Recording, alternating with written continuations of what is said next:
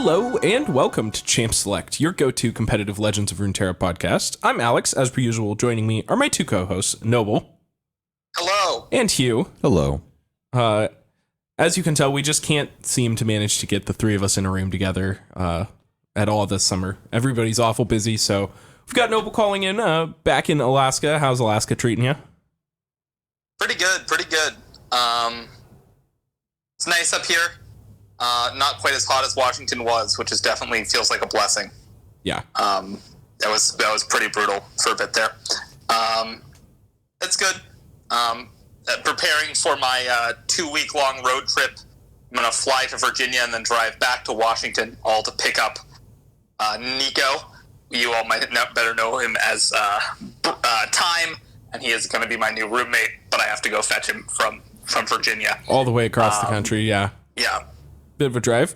But anyway, a lot has been happening very quickly in the Legends of Runeterra scene. I mean, let's see, it's been, 2 weeks since, I don't think I've gotten to talk on air since the new cards have dropped. Or at least since the new patch. Now there are more new cards today. Yeah, and then there's even more new cards. Like, I think I skipped 1 week on the episode and somehow managed to miss talking about the entire new patch and new cards, and then there's already more new cards to talk about. Which is pretty crazy. It really is. Like, the fact I'm just so bad. They had like the biggest meta shakeup I've ever seen in a TCG.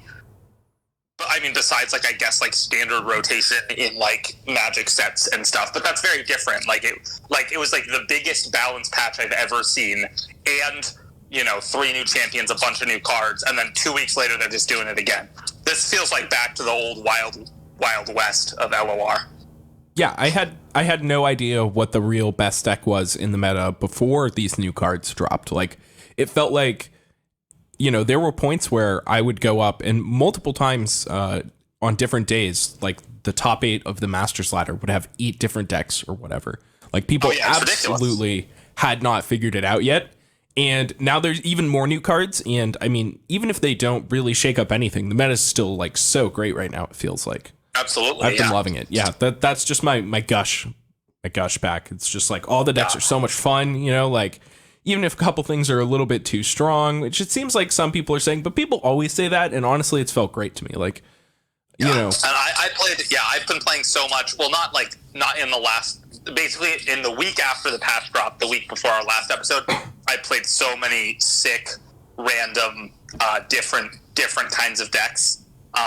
And hovered around at a pretty much 50% win rate, and then have kind of like started trying to play different combinations of Ionia Shurima and really started to climb.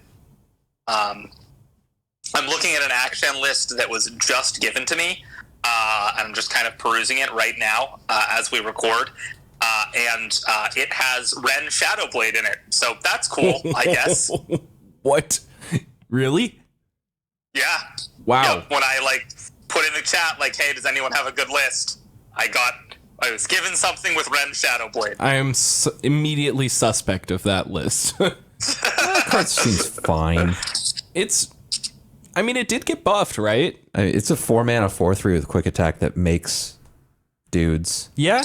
Yeah, and they're not fleeting, right? Like, you can make them on your attack turn and then play them to block or to attack the next turn. That seems pretty sick with Viego. You can make Shadow Fiends and then yeah, and they're large. They're 4 power of guys to die. Yeah, that would be pretty cool. And then so I've just been having so much fun going through going onto the leaderboard, taking the top deck, playing it for 5 games, taking the next top deck, playing it for 5 games, just going on. There's a bunch of cool Draven lists. I saw a Draven Riven deck, I think, floating around as well. That was there was PNZ Noxus. I've seen all the Lee decks are super cool. I just love Lee Zoe, so the fact that deck is good is wonderful. The Karma decks are just so much fun. They're so much fun to play. I feel like the thing that has wowed me the most, the card that I basically the biggest thing that I've noticed is holy shit is Treasure Hunter? Is that what it's called? Treasure Hunter? Yeah. Good? The first game I played with that card, I was Treasure Seeker. Treasure Seeker. That card is that absolutely is messed insane. up. Yeah. It is one of the best cards in the Zed Sivir deck, which spoiler alert, we're going to talk about today.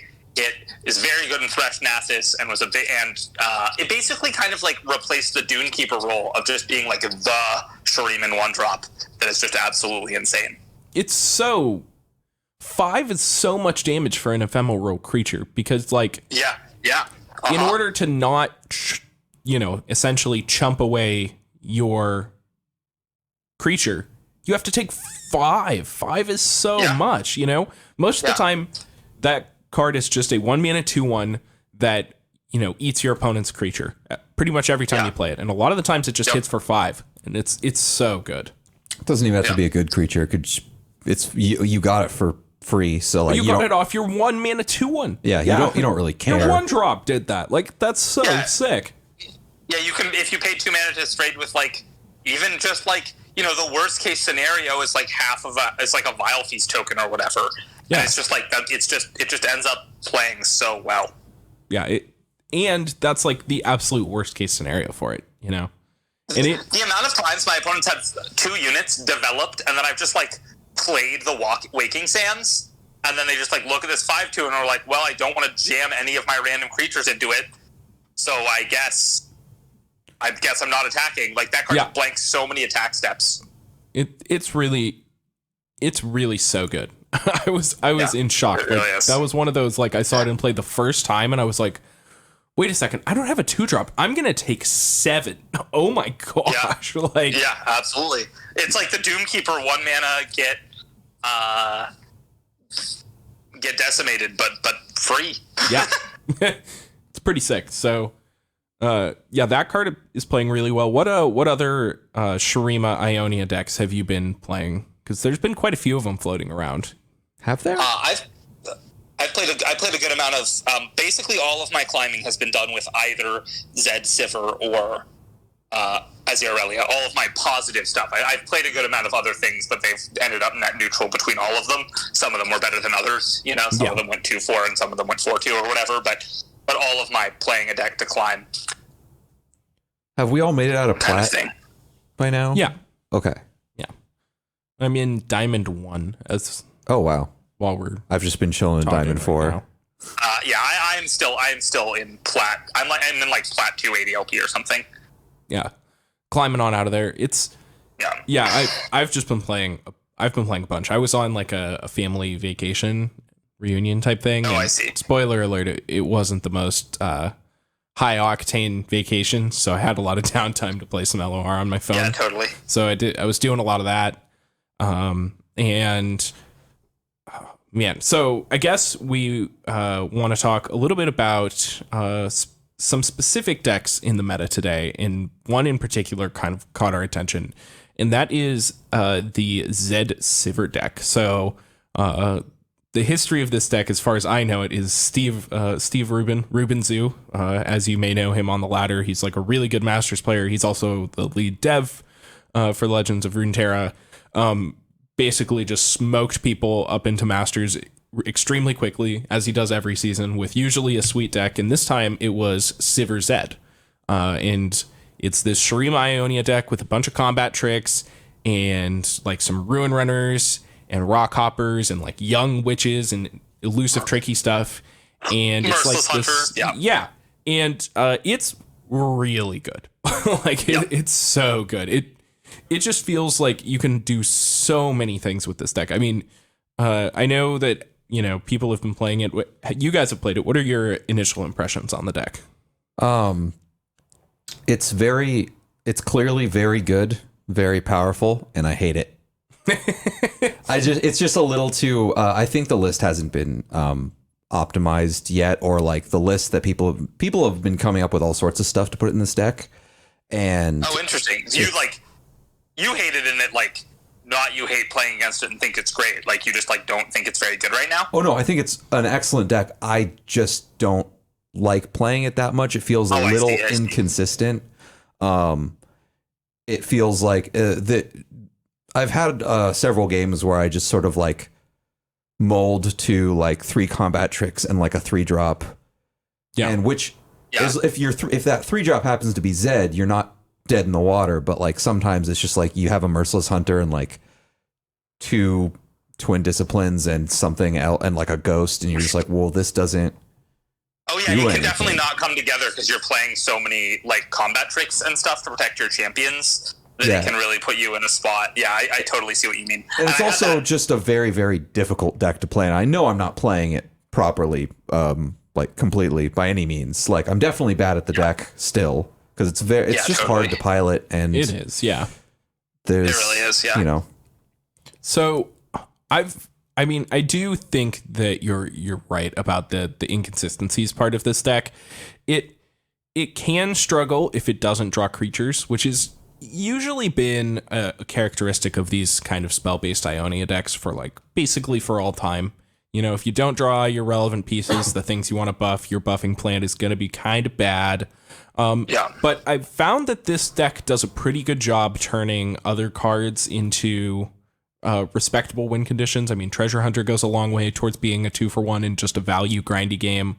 Rock Hopper, the thing that makes the Roiling Sands that makes enemies vulnerable, that plus quick attack, like a Young Witch or a Zed or either of your champions, is so good. It's such a potent early game plan. It just feels, whenever I have the like Rock Hopper plus quick attack anything in my hand, I feel like I've basically already won the early game. And like, I know my opponent's going to be on a back foot, and this deck really annihilates people when they're on the back foot, because if you have to spend all your mana to kill something in combat, well then, you know, you never know, you know, this flurry of blows is going to come down and kill you out of nowhere with this 12 power Ruin Runner or whatever, you know. Yeah, I killed someone with a flurry of blows. I killed someone with like a 9 power Bakai Reaper. Like I actually don't think Bakai Reaper was necessarily the thing I wanted to be playing, but but it was good. Yeah, it was definitely good. It's there. For anyone who hasn't seen or played with the deck yet, the idea is the deck is playing 3 of Young Witch and 3 of Flurry of Blows, and basically I'm not sure it's 3. But it's a lot of them. I haven't seen a list yet that I think doesn't play 3 Flurry of Blows personally. I don't know. I thought I was playing 2. I might just be wrong. Yeah. But it's playing an amount of Flurry of Blows, and it's playing an amount of Young Witches. Witches give your things quick attack, Flurry of Blows. If you don't know what that does off the top of your head, it's 3 mana burst, +1/+0, grants quick attack, and if the creature you're giving it to already has quick attack, gives it double attack. Yeah. And there's a lot of things you can double attack, which is almost never relevant because they almost always die first. But I've had it come up. They die to the first one, but yeah, I've had it come up. Yeah, and there's a lot of ways to give your creatures quick attack. Usually it's just Young Witch or Sivir granting your board quick attack. Yeah. Zed already has it, and it's very good on Zed. Exactly. So there's a lot of things you do. You can turbo level Zed with that and a Ghost, or if it goes unblocked somehow, if like for some reason they don't block Zed. PSA to everybody, because in the past it frequently like felt like it didn't really matter whether you blocked the Zed with quick attack or the Shadow. Block the Zed now. It's very important. Yeah, you always block the Zed. Yeah, and the Shadow doesn't deal double damage because it's ephemeral. Those are my 2 PSAs. I've watched many people lose games to both of those interactions so far. So yeah, totally. And then also, you just have to be careful with if it's Sivir or Young Witch giving the quick attack, you have to attack before you cast the Flurry of Blows, because you can just if you just attack with this thing with Young Witch, Flurry of Blows it, hit okay, then it gets the quick attack from Flurry of Blows, but doesn't, because it doesn't have the Young Witch quick attack yet. Yeah, and then you're sad and you lose the game. Usually. Yeah, almost always. Much like I have done one time. I was very sad. One thing that has really impressed me out of this deck is Sivir. That card has always been good, but this just feels like such a good home for her because she's so safe to protect with combat tricks because of her spell shield. The Grant thing is awesome. She flips really fast now that she got that buff. She just feels absolutely great in this deck. I saw a champ tier list that had Sivir as one of the S+ tier champions, and I just think that that's just absolutely correct. She's just really, really, really good. Is Sivir the best champion in the game right now? Maybe. Hear all that? I think I'd go, if I had to pick one, I'd probably say yes. All right, let's think. What are the other contenders? Lee Sin, I think. Yeah, and that was the other one I was another thinking contender of. for sure. And is there any other real contender? Because I don't think so, really. Like, it's because I don't think Draven is close. But he's a little close. But Ezreal is, I think, maybe the only other card that I think sees play in more than one like good deck right now. In both as Draven and Karma Ezreal. Yeah, and even though Lurk is everywhere, I absolutely do not think it's Pike or Rek'Sai. No, yeah, by any means. I don't think so. Sorry, I cut out for a little bit. Did you all hear everything I said? I don't think so. Go ahead. Okay. Well, I just talked about how Sivir has really impressed me in this deck. Oh, yeah. And then I asked, is Sivir the best champion, do you think? Oh, I see. Yeah, cool. I just cut out immediately after what I said, so I couldn't tell if y'all couldn't hear me or if I just couldn't hear y'all. Sorry, it's the Alaska internet is usually good, but I it's moved around a little bit and it got finicky. So it's the way it be. So do you think Sivir is the best champion in the game? That's a hard question to answer because like it really depends on the metric, right? Like Pike is one of the most powerful champion decks in the game in that he like carries his deck so hard. But, you know, Draven is far more versatile or whatever. I think that Sivir, I heard a little bit of what you all said, and I agree that, like, Sivir, Draven, Ezreal are all kind of in that, like, realm. And they kind of remind me of, all of those are, well, Draven and Sivir at least are, like, kind of aggressive combat-oriented champions, and Ezreal at least needs to kind of engage in combat, which is actually a good trend, because there was a while where all of the best champions were Aphelios and Twisted Fate, who just won the game easily by sitting on the bench. And I actually think that that's a really good change, that the kind of decks have to be more proactive. You kind of have to engage in combat more often now, and that's something that makes me like this meta more than I liked that other one. Yeah, I think that she is. I think that Sivir, no card quite hits the table as hard as Sivir for me right now. Like, if you know what I mean. Like when you play Sivir, it really feels like you just can't be losing the board state. Like, she's just so hard to remove. Like, back her up with combat tricks. If she's pulling a vulnerable unit, like, your thing is just gone. Like, whatever it was, if it got Merciless Huntered or your Rock Hopper vulnerable or whatever, like, that thing's definitely dead. It's so hard to have two spells that can interact with and, like, attack Sivir on turn 4. She's got so much power, so it feels like you have to block her, and it's always a chump. Like, yeah, the only spell I think in any deck that the only things that like really reliably and like efficiently take off her spell shield are like TF Red Card and Make It Rain right now are like the only two things I can think of in decks that are played kind of right now. Spell shield for free. Yeah. That was kind of in quotes. I don't know if you could tell from the way I said it. But like that kind of like picked that up. Yeah, I feel that. Yeah. Like Avalanche kind of does it, but it's like a 4-mana slow spell, so it's like not. So you're dead if you play it and their Sivir's in play. Yeah. It's not like Avalanche is just going to kill all your chump blockers too, and then they're going to kill you with Sivir. Yeah, the real question is like, what is your follow up to Avalanche that's killing the Sivir too? It's like, you still need to do 3 more damage, which is not an easy number for most Avalanche decks. Like, is it going to be Avalanche, Ice Shard to kill 1 Sivir? And then the real thing about this deck is that I think it is a brutally efficient and punishing early game between, like, I really keep going back to the vulnerable units and the quick attack thing. Like, I really think that that's a very powerful plan. And yeah, absolutely. Then spell shield units with a lot of power, and then Ruin Runner really is like a big part of it too. Ruin Runner is almost always what kills me in most of my games. Is a terrifying card because it similar to Sivir, like, you just can't kill it really. So you're just taking 6 at least. Like, and usually you're gonna have to like toss 2 creatures in front of it and take 7 over 2 turns, and it eats 2 things or whatever. It's just like, that's if they have nothing. Oh. Yeah, it's pretty. It's just really difficult to deal that creature cleanly unless you have unless you are also Shurima and just hit your Merciless Hunter and get to attack, and somehow they don't have a combat trick to save their Ruin Runner. Yeah. It helps Sivir level quickly, and also when Sivir does level, it gives it quick attack. So you can. I've died to a lot of double attack ruin runners. Yeah, absolutely. Happens very frequently. It does not happen. Yeah, it happens a lot. What were you trying to say about it, Noble?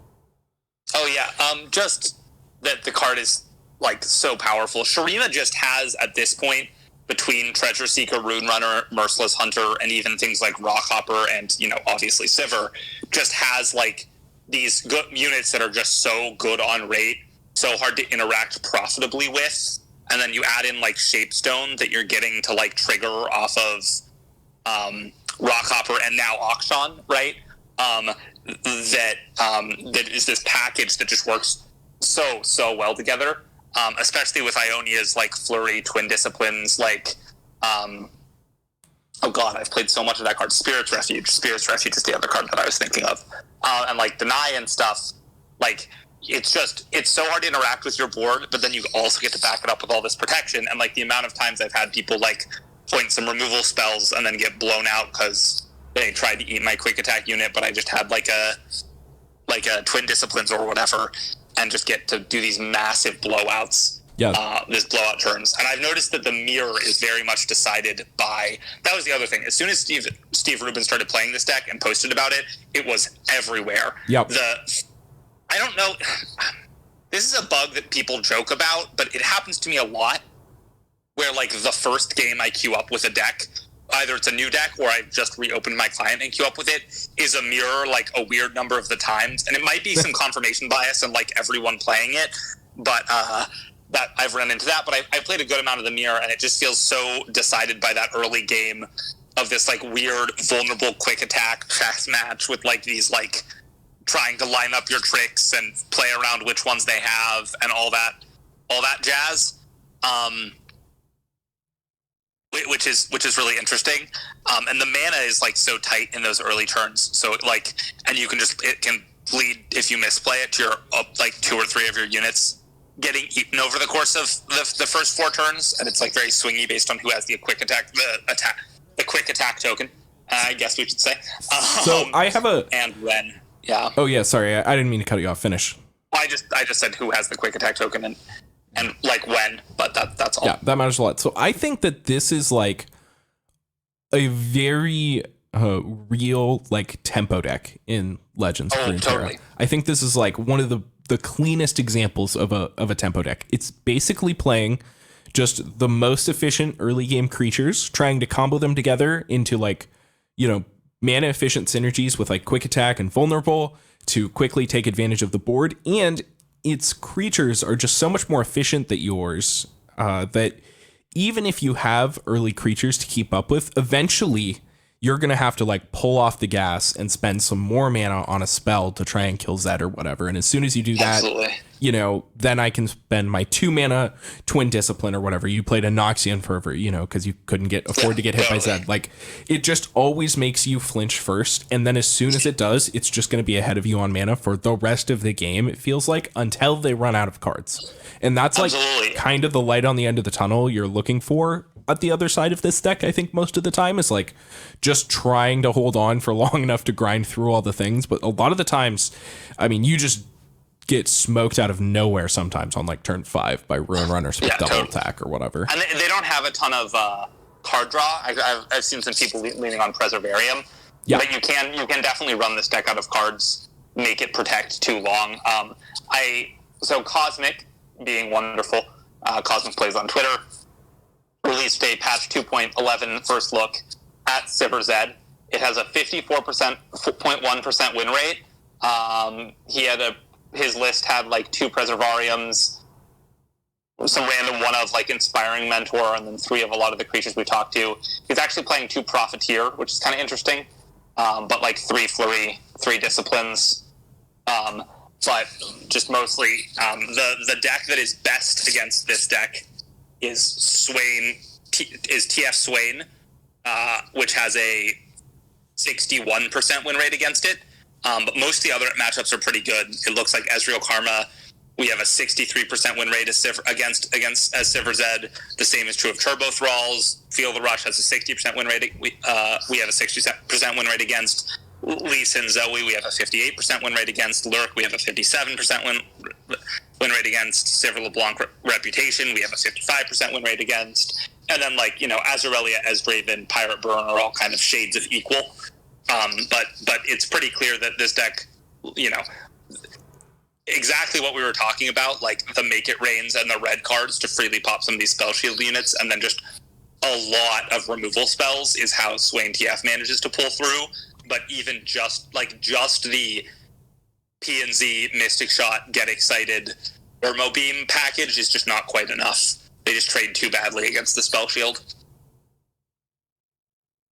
Yeah, that was a bit of a monologue. No, yeah, you're totally right. So it's really showing that, you know, it is quite efficient at getting under you, right? Like, it's really taking advantage of the decks that are just trying to play one spell a turn. Like Lurk, it really stands out to me as like kind of the play one big creature a turn deck. And like, usually the decks that can deal with that are either getting under it or going over it in some way. Like, most of the decks that are trying to go in the middle are probably a dog to that type of strategy. So like, it's very capable of going fast, and it can have some pretty ridiculous Zed draws too, which are, you know, always scary. Have you liked Ghost? I've loved Ghost. Ghost is so hot. I usually have a habit for drawing two of them every time, which makes me like them less. But it's funny because every time I draw, every single game where I've drawn both my Ghosts, I think I've won. Yeah, I mean, I usually win too, but it's usually not the second Ghost that is the help. Yeah. I suppose. I think Ghost has like wildly overperformed in that deck for me. I don't know. It's good. You give it to Sivir and they just die every time. It's sick. Yeah, you don't even have to give it to Zed for it to be good. Like, it turns out it's also Elusive really is just crazy, good. How much I feel like Sivir's level up change has made the card better. Yeah. Like, it feels like she flips a full combat sooner a lot of the time. And then it's just like the fact that she grants them. Pro tip, I lost to this once and will never again. She does grant it in the middle if she levels up. So I've like gotten attacked, made some blocks I thought were trades, and then chumped away my whole board on accident. Yep, that does happen. Yeah, I actually have to watch out for it. I think that something that is contributing more to Sivir's level up than her actual buff is just the existence of Treasure Seeker.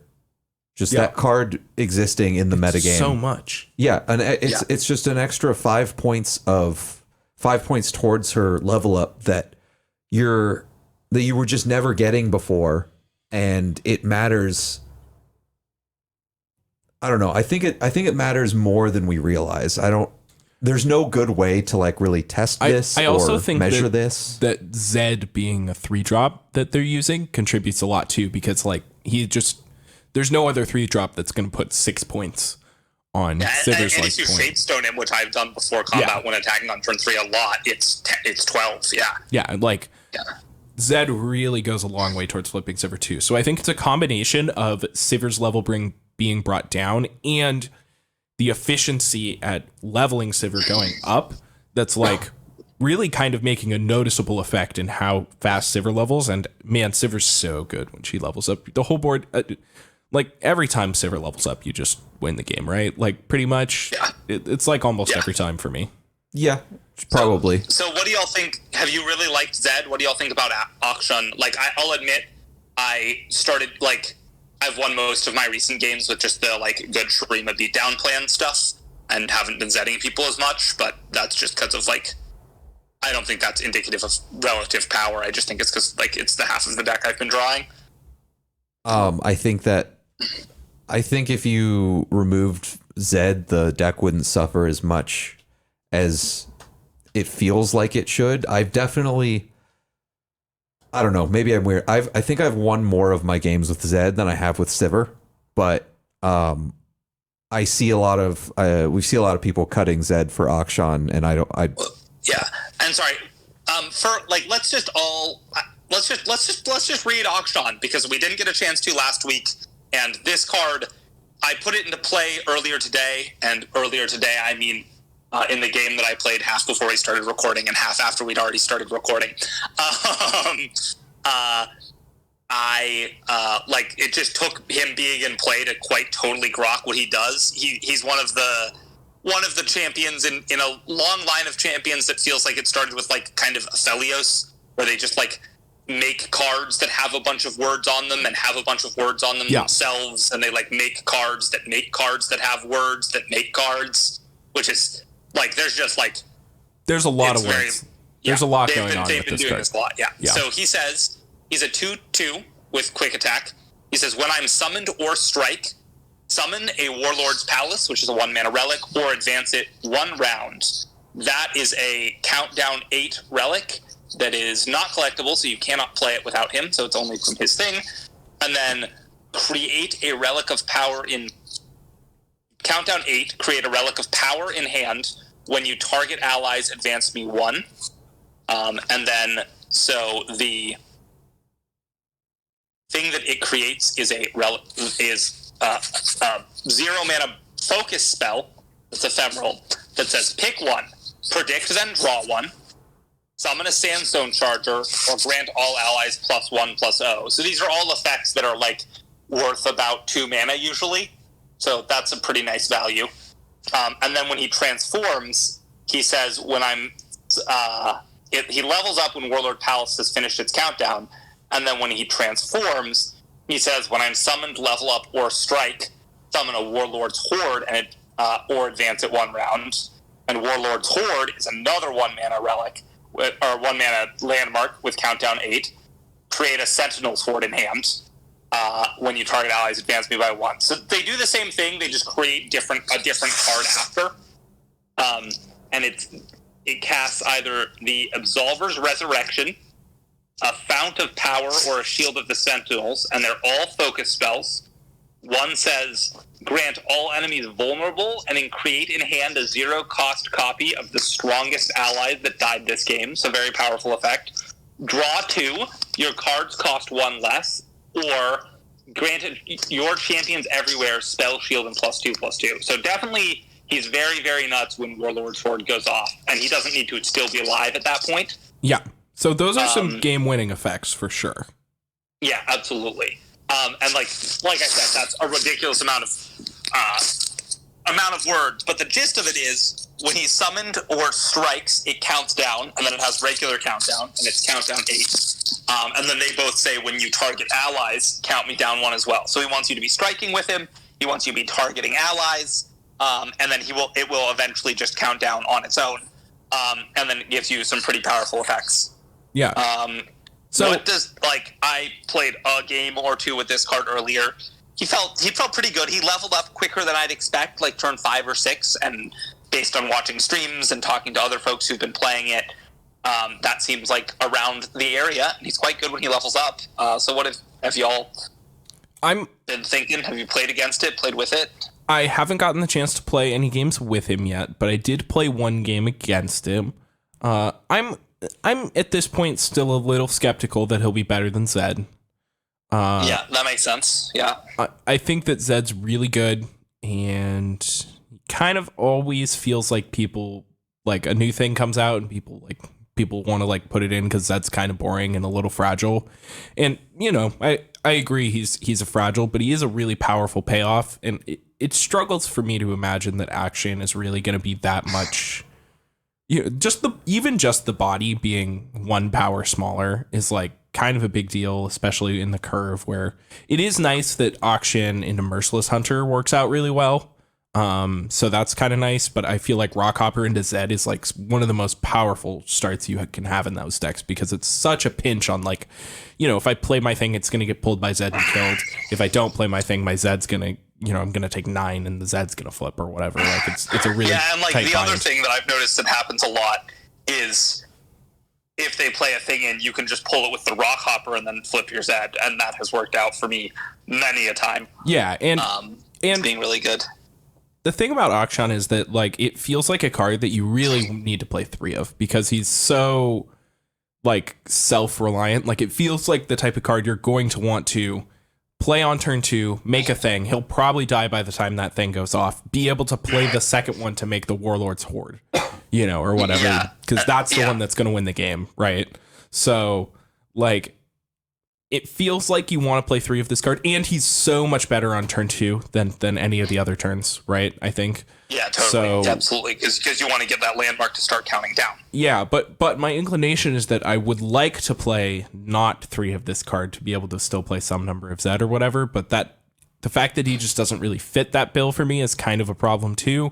And Action could totally end up being better than Zed. I could see it. It's hard to say how powerful those effects really are yet. Like if that really does just win every game that happens, then it's probably worth playing him over Zed, But I just haven't seen yet, so I'm gonna guess that Zed will end up being a little better. But I'm stoked to try Action for sure.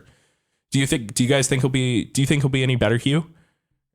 I mean, I don't know. I have no idea. I haven't. I haven't even seen the card get played. It just plays so differently.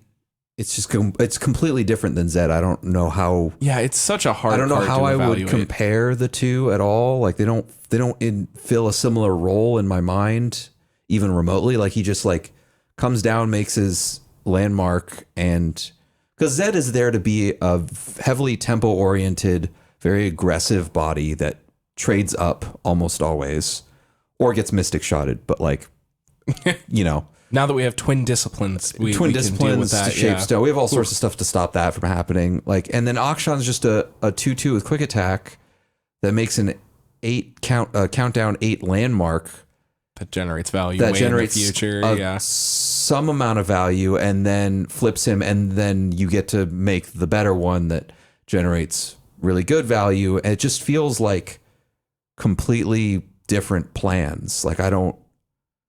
And I completely believe that when people are putting this in, they're putting it in for a reason. I just don't know that it is the same reason as Zed. Yeah, it might. Honestly, I think that the deck might warrant a different package. People are kind of just slotting it in with good Shurima cards so far, but the Shurima Ionia might not be where this card's at its best. The target allies thing is real text, but I'm not really sure it's that relevant. Is counting down 1 extra time really that much of a payoff for playing my own pump spells or whatever? Is that better than essentially getting double value by playing them on Zed? I'm not convinced. Very well could be. I don't know. Yeah, it could be. It could be. Yeah. I think the biggest upside is that you get to decide whatever region you want now. Yeah, that's really nice. Because once you have Akshan and Sivir, you're not locked in because with Zed you're locked into Ionia, but now with Akshan you're not. So yeah. What were you going to say, Noble? Oh, just actually a very similar, and just Akshan gets the juices running. He wants to strike and be targeted. That sounds like Demasia's cup of tea. And then he also wants. He also sounds like he could go well with Taric or Targon and that kind of thing. So it's definitely interested to see how he shake out. And the fact that you can play this really good Shurima core with Akshan instead of Zed, and then play Targon or Demacia is definitely something interesting to think about. Yeah, I'm really excited to see where this Shurima vulnerable plus quick attack refinement ends up, because I think eventually it's gonna all of these decks are going to converge on one deck, and I think it's gonna be the best deck. I really do. Yeah. I think that this plan is so powerful and so proactive. It's really hard to catch up when you're behind on board in this game without things like Avalanche or sweepers, and the sweepers really just aren't efficient against these creatures. So it feels really, really hard to catch up against this deck, which I think is really powerful.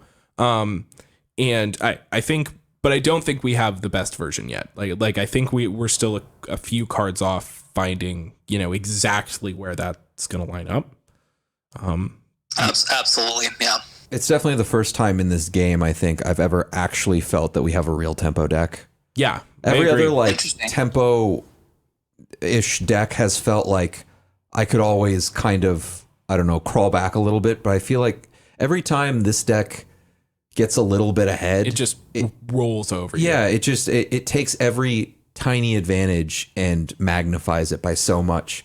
And it also does the thing with that any really good tempo deck does, where it just runs out of cards very quickly. And usually if it's done its plan even remotely properly, it doesn't matter that they've run out of cards, because So you look down at your board and you've got one creature and they've got 3. Yeah, well, the wonder of it is that they run out of cards, but they run out of cards killing you after you had to spend mana to react to their board. Like, it happens almost every time. Yeah. You know, you're sitting there with 3 combat tricks, you make an already good attack, your opponent plays, 2 spells to try and interact, and then you're like, all right, and get +3/+0, +3/+0, you're dead, And then it's so powerful because it just... The fact that you're getting quick attack and pulling a thing, boom, now you have to make the play first. You're attacking and people have to make all these plays. The deck is built around making your opponent make the first play and then being able to punish them for it. And so it basically feels like as soon as, you have to take your foot off the gas and like slow down to try and deal with a threat, it basically feels like you've lost from there and you're basically just trying to stem the bleeding long enough to get through it. Yeah. I mean, everything it's doing is just trading up over and over and over again. Like your Rockhopper is going to like kill their 3-drop every time, or better, or like Zed will pull it and eat it for free. Yeah, something like that. So like good. All the combat tricks are cheaper than your combat tricks pretty much always. Shurima has like some of the most efficiently statted creatures. Ionia has some of the most efficiently costed combat tricks. This is one of the most high impact like mana to spell effect like decks or like stat, like mana to efficiency is like through the roof in this deck. I think like Flurry of Blows is like 3 mana for like 8 damage multiple times. Like, Ghost just kills your opponent for 1 mana a lot of the time. It's not, and the price for that is that you do need to be ahead when you're playing these cards, or else they're kind of just completely garbage. But sometimes they steal games, or whatever. But like, I think that you just get so much for every mana you spend out of this deck. What are you trying to add here, Noble? Yeah. I mean, I feel very similarly. Just the fact that both your champions are just like so good with the whole package of combat tricks, so good at randomly like OTKing your opponent. I was just kind of musing about other tempo decks because of the claim that was made about this feeling like the first real tempo deck, and I feel that. I think that there are some ones earlier in the game's life like the Zed elusive decks. Yeah. And also Lee Zed also felt like it. So we're seeing a trend here in which champion is a tempo champion. Unsurprisingly, like Zed. Yeah. I would say Zed's just such an efficient threat. I think he's kind of always been like our tempo champion. Totally. And that's kind of why I'm suspicious of Akshan. Really, is because I think he's more of a mid-rangey card than Zed. Yeah. So I think Akshan is going to kind of take the foot off the gas a little bit in this deck and bring it more towards a like slower mid-rangey shell that's trying to kill you with these really unbeatable ruin runners type things or whatever, in the middle, in the mid game, and, draw a bunch of cards and all my spells are cheaper and, going off with these Warlord's Palace seem really powerful and all that. But, at the end of the day, is it better to have a more powerful turns, 6 through 9 or more powerful turns, 3 through 5 or whatever, is kind of where I think the debate might end up landing. And I think the best argument for Akshan is that, well, he's a 2-drop, so he also affects turn 2 a lot more, which is really good. Like that goes a long way towards fixing that tempo problem. So like I can see why Akshan would be good. I actually think that the thing that Akshan's contributing is a sense of inevitability, where the deck, the card that just keeps killing me every time I play against the deck is Ruin Runner. I think that's a common sentiment. And that card kills you every time. And it's because like I think if it wasn't for that card, I would win much more often, just because Ruin Runner having Overwhelm and Spell Shield, it just suddenly is the last thing that comes down that you just can't quite deal with. You like, even if you've dealt with everything else up till that point, it's always it's gonna manage to close out the game. It always feels like you can beat anything but Ruin Runner, and then they have Ruin Runner every time. Yeah, and I think Akshan will drop, and he allows the deck to have a little bit more redundancy in that you don't need to see your top end as often to have to be able to close out the game as reliably, because like everything else in your deck, it doesn't have Overwhelm, and it also you can chump everything in the deck, and like obviously yes, if your Sivir sits there and eats 5 creatures of theirs, like you're going to win that game. Yeah, of course. So, but that's always going to be that's a true. moot point. Yeah, that's always going to be true, no matter what your other cards are. So, yeah, that's a good point. Yeah, I hadn't really thought about that. So, is there anything else you guys want to talk about in regards to the deck or the meta, or should we go ahead and move on to our listener questions for this week? I definitely think it's very diverse. I think that this deck is a really awesome choice. But if there's something else that you've been playing that you like, I have a lot of success with Azir Aurelia. Hate to say it, dude. That 4 mana slow recall a thing Blade Dance card is messed up.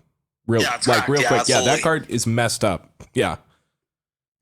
Yeah, just real quick, it looks like the meta is, according to Cosmic's meta report, it looks like it's stabilizing a little bit.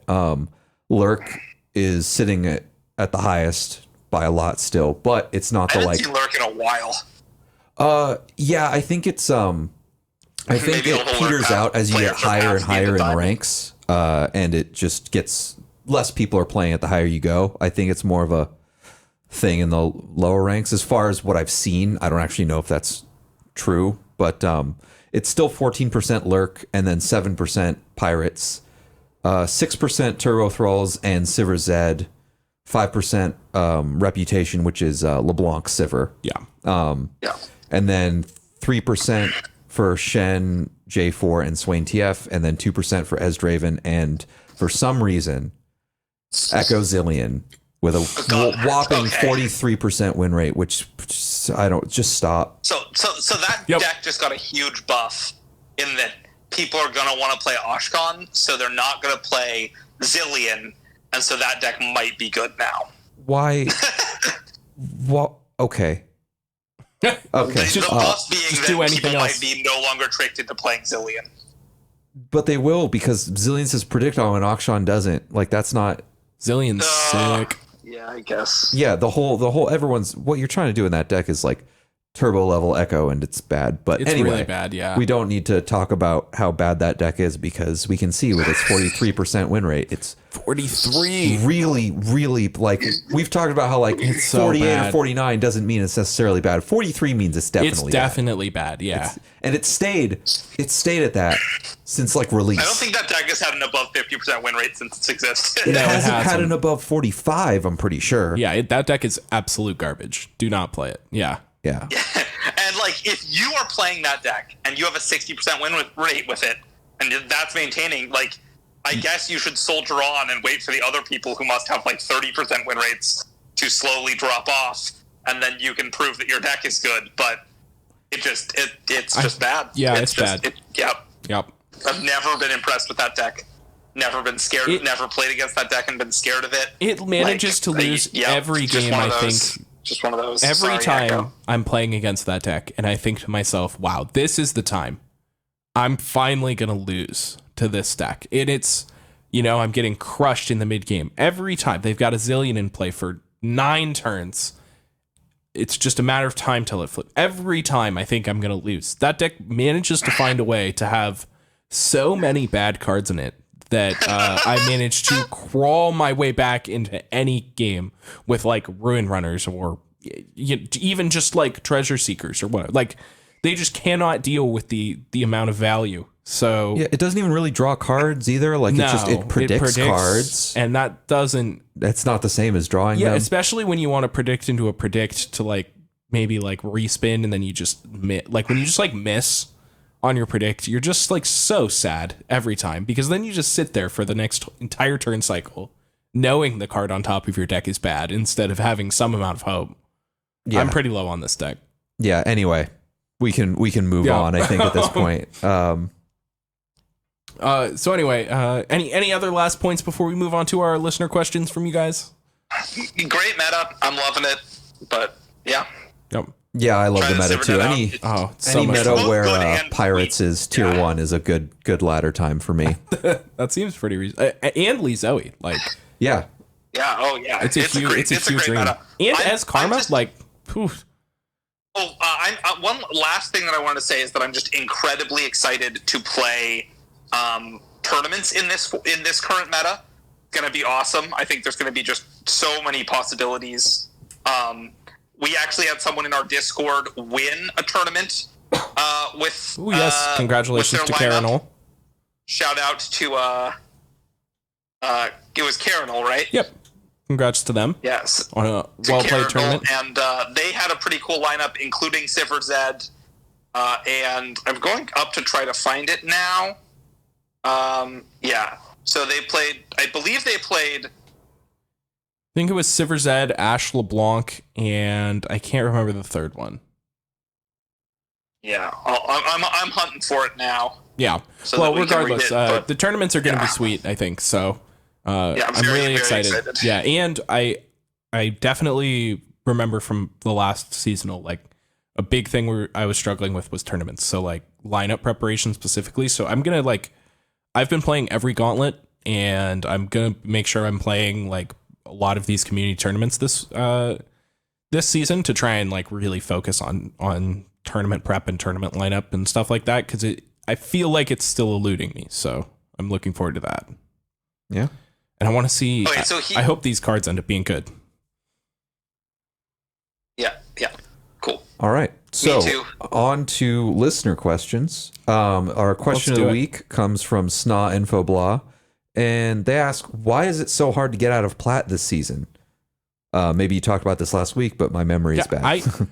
I've noticed this. Like, I noticed that platinum was way harder, and I was not the only person that noticed it, I don't think. No, plat feels like weirdly difficult to climb out of this season. It took me because normally in seasons past it's sort of been like, all right, well, this weekend I'm just gonna like grind a bit and I'll just be in diamond and it'll be fine.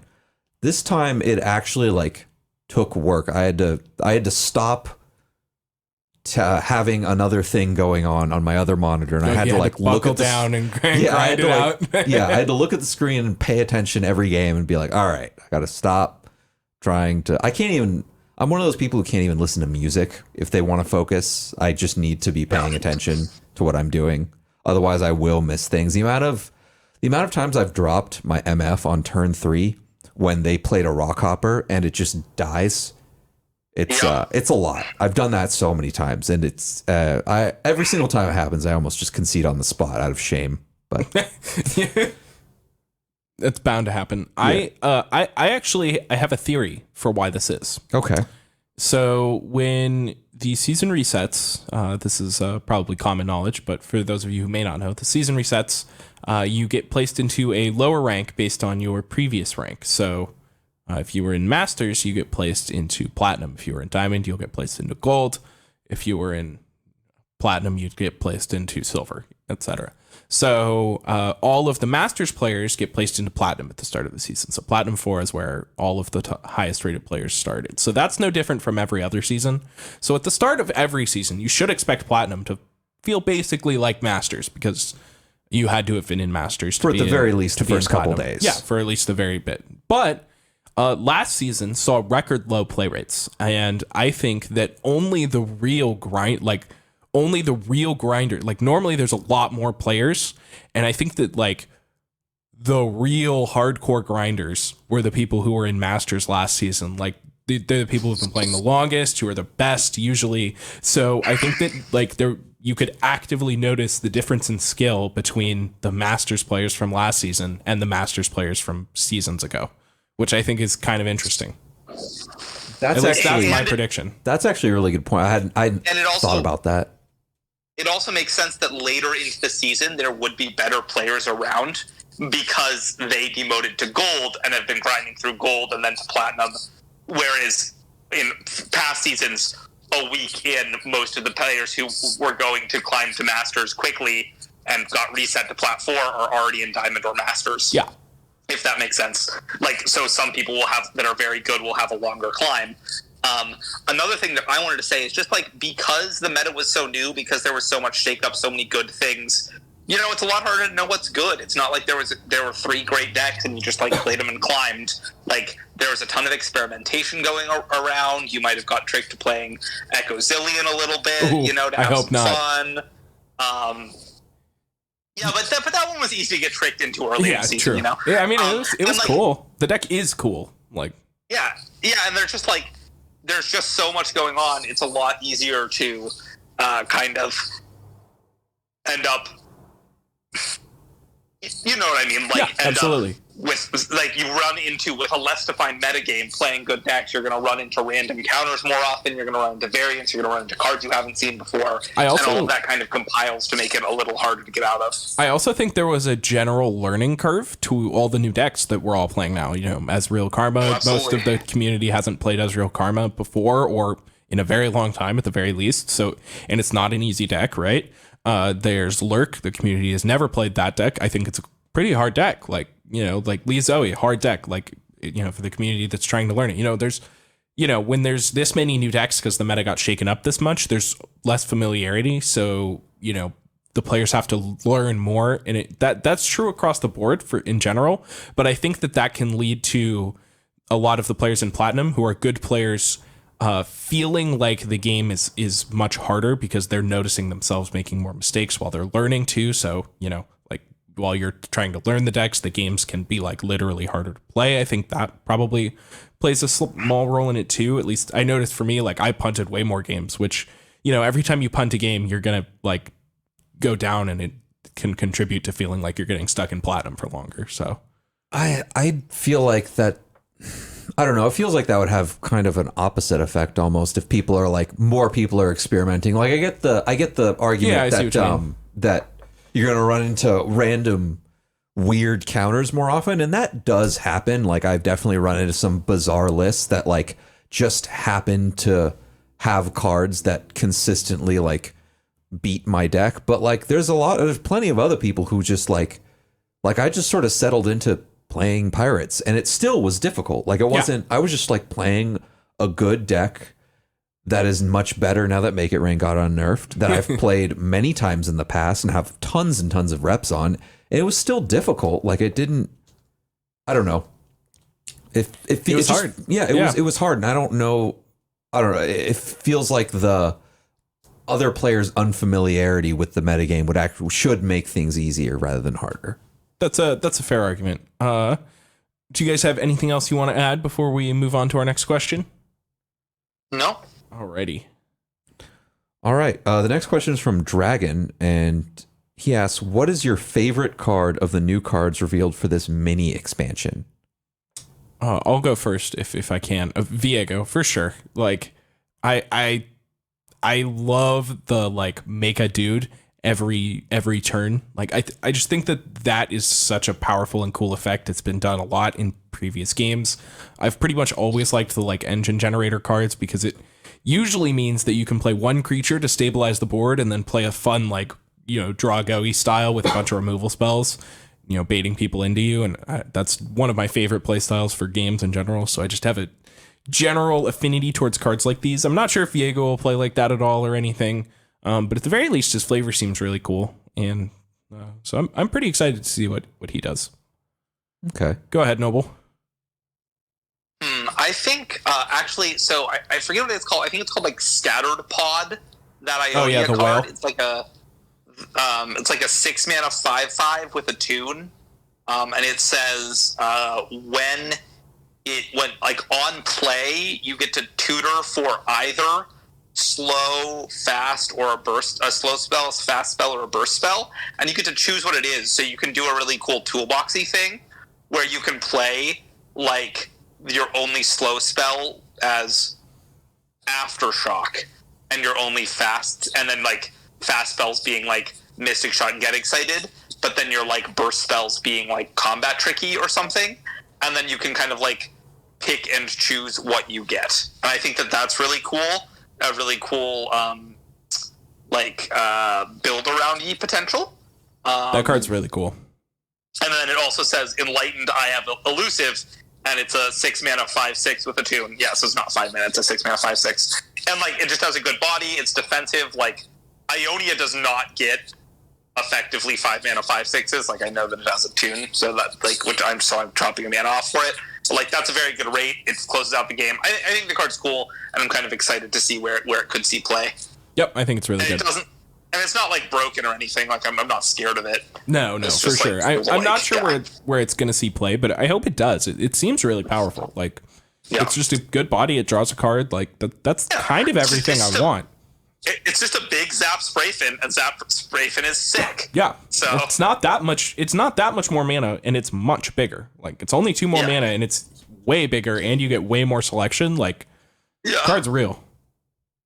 Absolutely. Yeah. So my favorite card from the new mini expansion is kind of weird because this card's probably bad. Okay. It's Withering Mist. I love this card. Yeah. Okay. Cool. So I'm not crazy. So sick. I'm not entirely crazy anyway. 5 mana slow, drain 2 from 2 enemies, and that's cool. The thing is, the hard part about this card is that it's slow, and slow is just so much worse. So much worse. It makes every card that's on it so much less playable. But drain 2 from 2 targets is such a... That's so much. I think it's way more than anyone's giving it credit for. 4 life. 4 life. Yeah. 4 life. That's so much life. And it's a potential 2-for-1 just baked into the card. Yeah. I think it's not hard to imagine this card being good. I mean, it's pretty much always going to be good against aggro. Let's be honest. If you're playing against discard aggro or any type of aggressive Shurima deck, you're going to be able to find your 2 cards for this. Almost, most of the time. And you might have to be killing like Mookie, like treasure hunters and stuff like that. But the fact that it gives you your 4 life back really goes a long way towards making the mana cost on this acceptable. It's 5 mana and it's slow. I don't think this is the best card in the world or anything, but I wouldn't be shocked if I mean, if we think about the rate, also, it's not 5 awful. mana. I mean, Star Shaping is 5 mana, and it heals you 4. Static Shock, is like a similar card, but it's 4 mana. It only deals 1, and it draws you a card instead of like healing you 4, quote unquote, or whatever. Yeah. So, like, I think those 2 cards are somewhat comparable. And Anyway, that's just that's going to be my pet card. I want to make that card work and make it good. It's dope. And see if it is not as bad as slow makes it look. Yeah, the first read on that card was kind of ugly for sure. All right, what do we got next? Our next question comes from Leovold. Since seasons appear to be getting shorter and shorter, would you prefer to have more time to climb each season or less? I'll go first if you guys... Yeah, go. I definitely would prefer to have less, personally, because, once again, I think I've said this before, but it doesn't matter how much time I'm given to do a thing. I'll wait till the last minute to do it. This is true for ladder as well as it is for any assignment I've ever been given in school. Yeah. I'm going to sit... I think I'm going to chill in Diamond 4 and just play a while. garbage for so long. And then, like, we're going to be, like, 5 days from the cutoff, and I'm going to be like, all right, well, it's time to play now, and... That kind of happens every season, so I might as well we might as well get there quicker. Yeah. How about... I feel similarly, and also, like, it keeps stale seasons from being less bad. Like, Zeralia was, like, felt pretty long. It also hopefully cuts down on the amount of time we'll, like, have Aphelios released a week and a half before seasonals. Yeah. So, like... I kind of dig that. Like, I don't want to get too short because, like, it already feels like... I don't know. It feels pretty punishing to take a season off. And, like...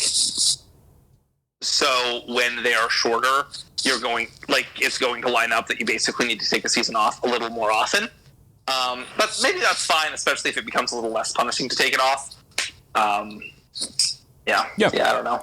I think I would prefer longer, actually. I knew you'd say that. Yeah, I like the metas that are really like drawn out and like, I don't know. I've said this before. Have time to develop. I like to know the deck that I'm playing is good and what its percentage win rate is against the field, and have enough time to make sure that I have the right list within at least a card or 2, instead of having these decks where I'm not so sure if they're even optimized or whatever. I like learning how to play matchups, and all that takes time. So I tend to prefer longer seasons, but I do like the like high paced, like quick season action, especially because usually that means we're getting more cards.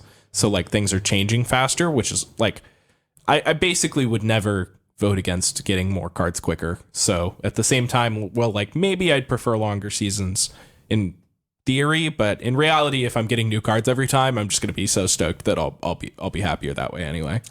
That seems reasonable. Yeah. Next question comes from Time. Do you think that the standard buckets for decks, aggro, mid-range, tempo, control, combo, actually fit Runeterra decks? An example would be Deep. Is it control, mid-range, combo, bad? it's I think it's pretty good right now, actually. A thought that I've been chewing on for a while. Since we on this podcast tried to describe tempo and Legends of Runeterra and talk about that kind of stuff. And I actually really think that the answer is kind of no. There are clearly aggro decks, right? Like we can tell when a deck like Spiders or Pirates is very clearly looking to, like, it's not trying to make you make unfavorable trades, though it sometimes wins like that. And it's not trying to, like, necessarily dominate the board, though it often wins like that. Or remove your creatures, or crucial creatures, though it sometimes does that. It is very much just trying to get you dead, right? And there's like a little bit of nuance sometimes to it, but they are very much the beatdown, so to speak, which is a term from a famous magical article called "Who's the Beatdown," which kind of goes over which player has impetus to end the match, like who's going to win if the match goes to turn 20, and thus who needs to play aggressively. And I actually think that is the best way to frame Legends of Runeterra decks, is whether or not, and so then it's contextual, but it's whether or not you can afford to let the game go later because of how passing works in this game. I think that the crucial element of a deck or a matchup is if you can just open pass and still expect to win games, because that has huge ramifications for how games are going to play out, your need to commit to certain plays, and thus your ability to get punished for committing to certain plays, and your ability to just kind of like passively generate advantage because like you pass, they pass, and you have a good open attack kind of thing. And I think that we might need to redefine a little bit like where everything falls in. Like if you are almost always the deck that is fine just passing it down until you get to a crucial turn, then that's what we should consider control. Yeah, I think that I think there are two categories here of the 5 that are named that definitely exist in Runeterra and are applicable. One of them is definitely aggro. Yep. As you said. I think the other one is tempo. I think now that we have seen Sivir Zed, and it's pretty clear that is a tempo deck, and it really, really, really fits the traditional. The like game plan of tempo to a T. Yeah. It's perfect. It really is. The rest are definitely up in the air. Like, for example, like mid-range is probably the most nebulous, but like combo and control are also very not, I don't know if I would say interchangeable, but like, for example, we look at TLC, it's definitely a control deck, right? But then it also definitely has a combo finish. Yeah. A lot of decks in Runeterra have a powerful synergy finish, whether it's Leviathan Swain or Lee Sin with Overwhelm, or slamming in the olden days a Windfare Hatchling to OTK your opponent. That's definitely true. I thinking back, even like TF Fizz felt less tempo-y than Sivir Zed because that deck killed you in this massive burst turn so often. It played like a combo deck even more than a tempo deck. Yeah, like without a doubt. Critical Nasty combo deck. Yeah. I think the Orisen is the other combo deck I would point to. Yeah, that's a good one. Sorry, tempo deck. I think the control. I'd like to make an argument that we have control, and that usually it's mostly this Karma deck. Like, I think that this Karma deck is a control deck, and it's the closest thing we've had to a control deck, pretty much. And I think that like Karma and Hybridinger are basically like kind of the only two control like champions, I think. Like, I feel like every deck that doesn't have those in it is probably not a control deck. So it feels kind of nebulous to say we have control because maybe like we only have like one real example, I think. But the other ones feel like, various shades of combo control pretty much across the board. Yeah, I think the problem with control is that I think control exists in Runeterra, but it's hard to like apply it to. I don't know. There's so much range in how it can be implemented and played. Whereas like the only reason I think tempo applies is because of how narrow it is and how clear a deck needs to play to be tempo. But control just feels like it can be so many things in this game. Especially because like in some matchups, one deck will take the control role, and like tempo is so we've talked about this before, so important in Legends of Runeterra.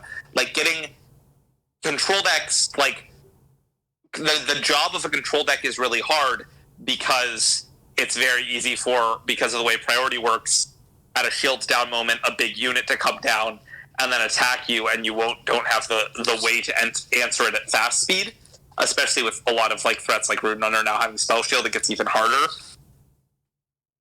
And so it's that kind of thing where like really purely reactive decks have a lot of trouble existing. Like Spooky Karma like can't hack it in this metagame. Like it will just get overwhelmed by something like Lurk, whereas the control decks need something like Ezreal flipping or Karma flipping that just kills your opponent. Yeah. Or like Feel the Rush to just end the game then.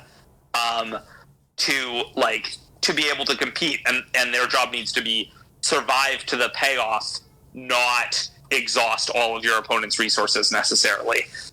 Yeah, absolutely. I think that they're all kind of hard to define. I think that the like aggro is like definitively like we have aggro. We know we have 100% have aggro. Every other one is like a little bit close. We definitely have shades of mid range, and we definitely have shades of control and combo. Yeah, I feel like most of them are kind of like, like blended versions of those. Kind of like an ombre between them. I think that mid-range, combo, and control in this game bleed into each other to a degree that it's just really hard to apply those singular labels. Which I think is really sweet. It is sweet. Like, the thing about like Lee Zoe, for example, like you'd probably, if you had to pick a category, I would say combo. Yeah, right, exactly. Yeah. Because of its game plan is to establish like a 3-card combo and kill you with Lee Sin. Yeah. But the actual gameplay and play pattern of the deck. Can I introduce you to my friend Eye of the Dragon? Exactly. It plays like a weird mid-range hidden deck. Boss extraordinaire of this meta, by the way, if you guys haven't figured it out yet. Eye of the Dragon is just absurd. Yeah, I mean, card's always been absurd. Just like we finally figured out like how good it is to just draw it every single game on like turn 2 or 3. Yeah. It's so good. And you could play a weird, like your 1/3s can be beating down because they make 2/1s and they heal there are a lot of Lee Zoe games where I just win with like putting 2 Eye of the Dragons into play and like casting 2 spells every turn, and it's like you just like literally grind through every creature your opponent has because they can't get through the endless 2/1s. It's so sick. Yeah, their attacks are no longer profitable, and it's just ridiculous. But yeah, anyway, I would say that Lee is a combo deck, but it has so many elements of control and mid range to it that it's just really hard to apply these labels. Yeah. Well, that was an excellent question. Yeah, I quite enjoyed that for one. sure. Next question is from Merciless Carinal. What champion do you know is bad, but I've lost an embarrassingly large number of games to? For me, it's Lux. Is that for Sorry, Carinal? That's part of for Carinal. Okay, just to clarify, that was part of their question. Does Sundisk count? Can like Azir can like Azir, Renekton, Nasus count? Because none of those individually are embarrassing, but the mono Shurima deck that they come from is embarrassing. I cannot beat it. I just can't beat it. I lose every time. I don't know what it is, but that deck's unbeatable. I mean, at least it's not. At least you've pivoted from always losing to Tom Raka, right? Well, nobody plays that deck anymore, so I'm okay. I cannot remember the last time. I think the last time I saw Tom Raka, I dumpstered it with Fearsomes. Though I can't remember the last time I beat Tom Raka. That's fair. I queued up with 2 games of it the other day, and I won them both. You love to see it. Yeah, and it was just fun. I just love crushing all hope from my opponent. But that's the deck for that. Yeah. Yeah. I don't know. Yeah. Oh, probably Yasuo is definitely mine. You get got by the Yasuo. Yeah, like it's just. You hate to see it. it's either Yasuo or Katarina. They're never together. I mean, they're sometimes together, but I never lose to that deck. It's always a Yasuo Swain or a Katarina like Zed. You know, like something like that, like something that like really wants to attack a bunch. But yeah, Yasuo and Katarina are definitely just like not. They have good. quick attack, and sometimes you have a bad draw and just die to them. Yeah, you just die, and like Yasuo comes down on 4, and he does 4 damage when he pretty big. hits you. know, it's 4 mana 4/4. And you can't really remove him with damage. No, removal. it's not easy. Like he's just starts stunning your whole board. A reasonably statted creature, and reasonably statted creatures kill you all the time. Yeah, just feels weird when it's Yasuo. Mina Swiftfoot comes down. Whew. Oh my god, that card kills you. Yeah, that card kills you. Oh yeah, how about you, Noble? I had to take a second to think about it. So this card's not bad or anything, but like I can count on one hand the number of times I've beat a result Sejuani, I think. Like that card just like comes down and is like, okay, I'm good here, play a blocker, and then you're like Sejuani, Frostbite it, make your thing vulnerable, and I'm like, and I can't win. Cool. My board is dead, I'm taking a bunch of damage. Oh, she's flipping next turn. It's doomed. Like, yeah, okay. I feel like I've beat Sejuani's that come down flipped more at a higher percentage of the time than I've beat the like player on turn 6 in my aggro deck. Honestly, that's without a doubt. Yeah. Wow. Because I think Sejuani, I might argue, is the most powerful like flipped champion.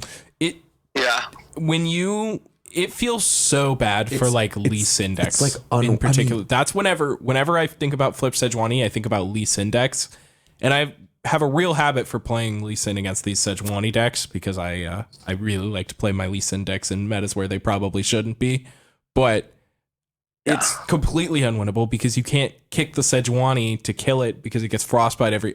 It's the worst. Yeah. And our final question comes from The Rabbit Returns. Popcorn emote, where does it place on the emote tier list? I hate to say it, but I think it's like a C tier emote. Really? Oh, wow. Yeah.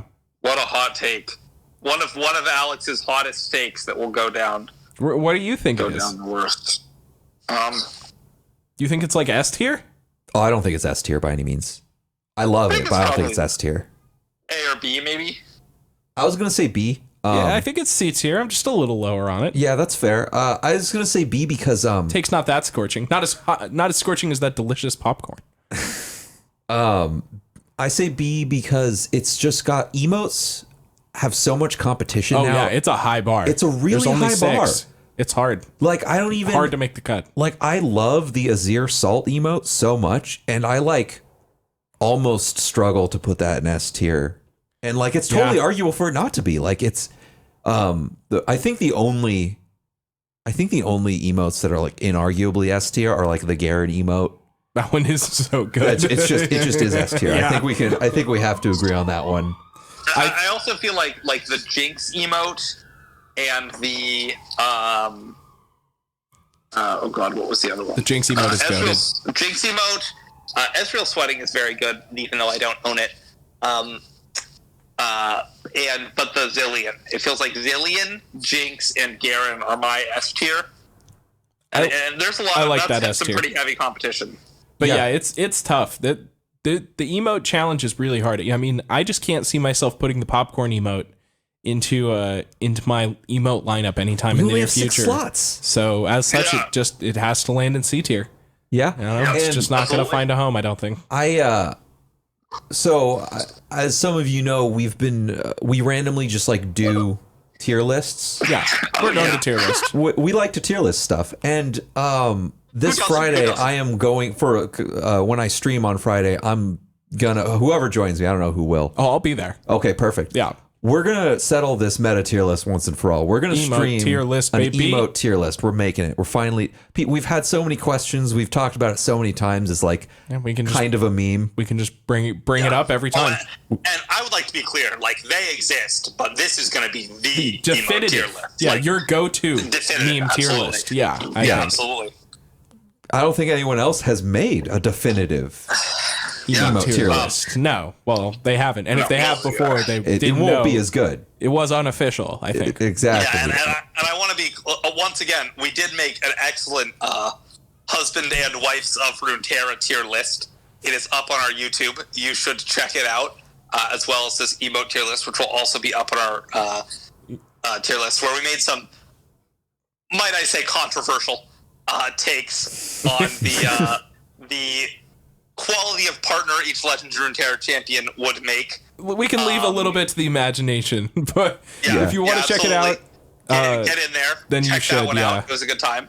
And if you want to catch that emote tier list happening live, you can follow our Twitch channel on twitch.tv/ChampSelectPodcast. If you aren't already a member of our Discord, make sure to join our Discord. There's a link in the description of wherever you're listening to this on. That's where we get our questions for every episode every week. So thank you so much to all of our Discord listeners.